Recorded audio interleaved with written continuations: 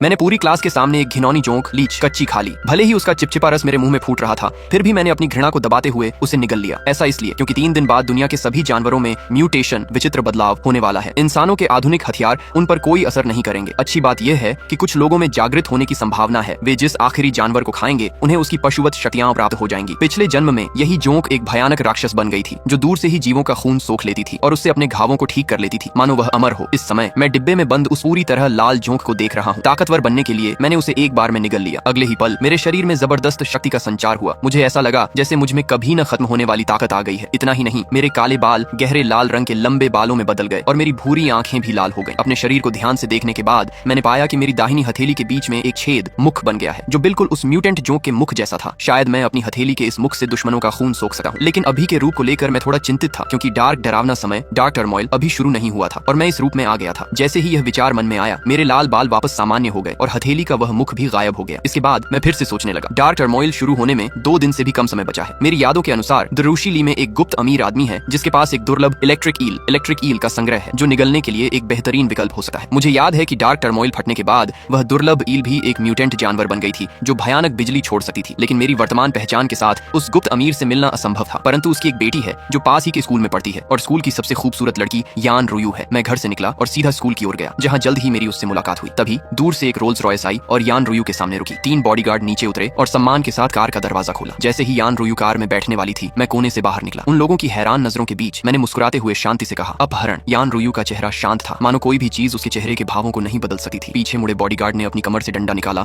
और गुस्से में मेरी ओर बढ़ा। मैंने कोई फालतू बात नहीं की और सीधे एक मुक्का जड़ दिया। उस बॉडीगार्ड का चेहरा बिगड़ गया। वह चीख भी नहीं पाया और 5 मीटर दूर जाकर एक पेड़ से टकराया और बेहोश हो गया। तुम आखिर चाहते क्या हो? मेरे आदमी को घायल करने की हिम्मत कैसे हुई? अपने पिता यान तियानशेंग को फोन करो और उनसे कहो कि वह अपने संग्रह की वह दुर्लभ इलेक्ट्रिक ईल यहाँ ले आए। एक हाथ से सामान दो, दूसरे हाथ से इंसान लो। इसके बाद यान रुयू ने फोन निकाला और यान तियानशेंग को कॉल किया। मैंने यह देखकर सिर हिलाया। 2 दिन बाद एक ध्रुवीय ज्योति ऑरोरा पूरी पृथ्वी से गुजरेगी। पृथ्वी के सभी जीव म्यूटेंट बन जाएंगे। दुनिया की व्यवस्था ढह जाएगी। तब यह ईल भी एक राक्षस बन जाएगी और तुम्हारा पूरा परिवार मारा जाएगा। मेरे पास तुम्हारे साथ मजाक करने का समय नहीं है। यहाँ से हट जाओ। वह रोल्स रॉयस की ओर बढ़ी। मैंने एक लात मारी और लॉक की हुई भारी रोल्स रॉयस 3 मीटर दूर जाकर गिरी। यान रुयू दंग रह गई। तभी दूर से सायरन की आवाज आई। कई गाड़ियां मेरे सामने आकर रुकी और एक मध्यम आयु वर्ग का व्यक्ति धीरे से कार से बाहर निकला। मिस्टर यान, उम्मीद है आप वह चीज लाए होंगे जो मुझे चाहिए थी। मैंने हथियारों से लैस सैन्य कर्मियों की परवाह नहीं की। यान तियानशेंग एक सूटकेस लेकर खुद मेरे पास आए और उसे मुझे सौंप दिया। मैंने सूटकेस खोला। उसमें एक तांबे जैसी बैंगनी रंग की ईल थी जिससे समुद्र की अजीब गंध आ रही थी। बिना देर किए मैंने उसे उठाया और कच्चा चबाना शुरू कर दिया। ईल बुरी तरह छटपटाई और उसके शरीर से बिजली के झटके निकलने लगे, लेकिन मजबूत शरीर होने के कारण मुझे कोई डर नहीं था। यह आदमी तो कोई पागल आदिमानव है। इस ईल की बिजली एक मध्यम आकार के शिकारी कुत्ते को मार सकती है। इसने इसे कैसे सहन कर लिया? खाने के बाद मैंने मुस्कुराया। मेरे मन में सोचते ही मेरे छोटे काले बाल फिर से लंबे लाल बालों में बदल गए। आंखें लाल हो गईं, लेकिन उन लाल आंखों में अब बिजली की लहरें दौड़ रही थीं। मैंने अपनी हथेली फैलाई और खून की एक गेंद बनाई जो बाद में फट गई। वहां मौजूद सैन्य कर्मियों को जैसे ही उस खून की गेंद ने छुआ, उन्हें शरीर में तेज बिजली का झटका महसूस हुआ और वे जमीन पर गिर पड़े। मैंने पिता पुत्री की ओर मुड़कर देखा। इस उथल पुथल में जीवित रहने के लिए अब हमें साथ मिलकर काम करना होगा। और फिर मैं पलक झपकते ही गायब हो गया। घर लौटकर मैंने अपने अगले शिकार के बारे में सोचना शुरू किया। डार्क टर्मोइल में अब 1 दिन से भी कम समय बचा है। सिस्टम ने मुझे कुल 3 बार निगलने के अवसर दिए थे। इस आखिरी मौके के लिए क्या निगलना सही रहेगा? तभी मुझे याद आया कि चिड़ियाघर में एक खास बाज ईगल है जिसके पंख लोहे की तरह सख्त हैं और वह कान फाड़ देने वाली आवाज निकाल सकता है। जब मैं चिड़ियाघर पहुंचा और उस बाज को देखा तो वह अपनी नुकीली चोंच से लोहे के पिंजरे को मार रहा था। एक कड़कड़ाहट के साथ पिंजरे में बड़ा छेद हो गया और बाज सीधे मेरी ओर लगा। सही समय पर मैंने उसे एक हाथ से गर्दन से पकड़ लिया। बिना हिचकिचाए बिजली का झटका दिया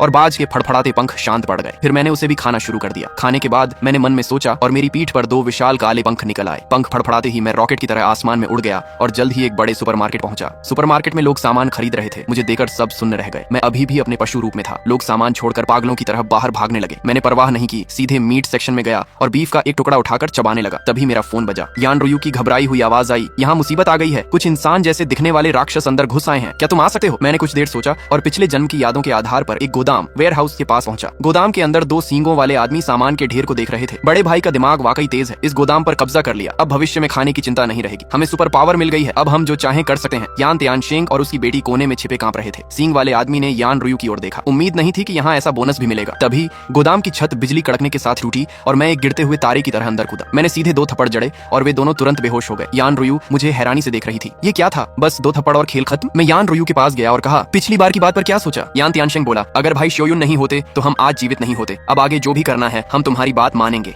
एक सुरक्षित जगह ढूंढो और बेस बनाओ। मेरे विला की सुरक्षा बहुत अच्छी है। क्या हम वहाँ जा सकते हैं? ठीक है। डार्क टर्मोइल आने के बाद सामान की कमी हो जाएगी। बाद में भयंकर ठंड और सूखा भी आएगा। फिर हम हम यान त्यानशेंग के विला में पहुंच गए। भाई शियोयुन, क्या हमें और सामान जमा करना चाहिए? अभी इसकी जरूरत नहीं, हमारे पास करने के लिए और भी जरूरी काम है। पहला, प्रतिबंधित क्षेत्र फॉरबिडन जोन आने वाला है, वहाँ का सामान हमारे लिए ज्यादा जरूरी है। क्या तुम्हारे पास कोई तरीका है जिससे हम दोनों भी बीस्ट वॉरियर बन सकें? मैंने कुछ देर सोचा और उनसे बहुत सारा खाना मंगवाया और एक बड़ा सूप स्ट्यू बनाया। दर्जनों तरह के खानों को मिलाकर बना वह सूप स्वाद में बहुत अजीब था, लेकिन बीस्ट वॉरियर बनने के लिए उन दोनों ने उसे पूरा पी लिया। अगले दिन सुबह के 8 बजे अंतरिक्ष की गहराइयों से एक अजीब सी ज्योति निकली और पूरी पृथ्वी को छू गई। यान रुयु का शरीर रोशनी से घिर गया, उसके भीतर से सुनहरी ऊर्जा निकली और उसे घावों को ठीक करने की शक्ति मिल गई। यान त्यानशेंग का कद बढ़कर 3 मीटर हो गया, सिर पर सींग निकल आए और उसे असीमित ताकत मिल गई। हम वाकई सफल हो गए। पिता पुत्री खुशी से झूम उठे। डार्क टर्मोइल शुरू हो चुका था। चलो प्रतिबंधित क्षेत्र की ओर चलते हैं। फिर हम एक बड़े ट्रक में सवार होकर निकल पड़े और जल्द ही प्रतिबंधित क्षेत्र के प्रवेश द्वार पर पहुंच गए। मैंने एक्सीलेटर दबाया और सीधे भंवर के अंदर गाड़ी डाल दी, जबकि दूर से 2 लोग चोरी छिपे यह नजारा देख रहे थे।